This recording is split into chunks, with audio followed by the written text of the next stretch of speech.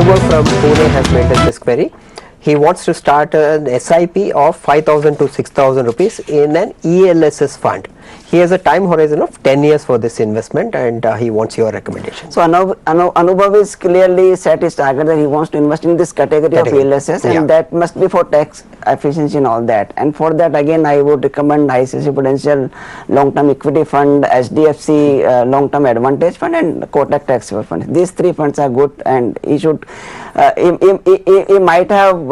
should divert his fund into these three categories, and he should use again SIP route rather than putting lump sum. Putting lump sum in that one.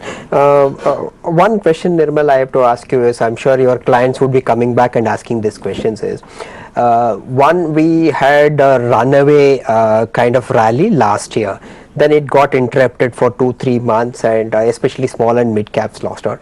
Again, we are seeing people shifting to large cap. For an investor who is looking at stable returns, would you recommend multi-cap funds over a longer period, say 5 years or 10 years?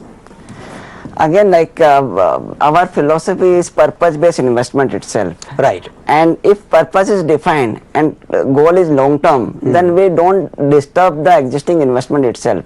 Okay. So while giving the purpose and investment to a purpose, then we anyhow define various categories. So anyhow in our portfolio, multi-cap funds are there. Okay. So depending on the tenure of the goal and age of the client and risk appetite, we anyhow keep multi-cap funds in the portfolio itself, depending on the overall the objective and the tenure of the thing. So the idea that you are suggesting is that it's not always advisable to switch from one to the other, you know, because that's not a good idea. I think you will end up losing, because this fund might have good portfolio. It may or may not perform now, but it could perform going forward.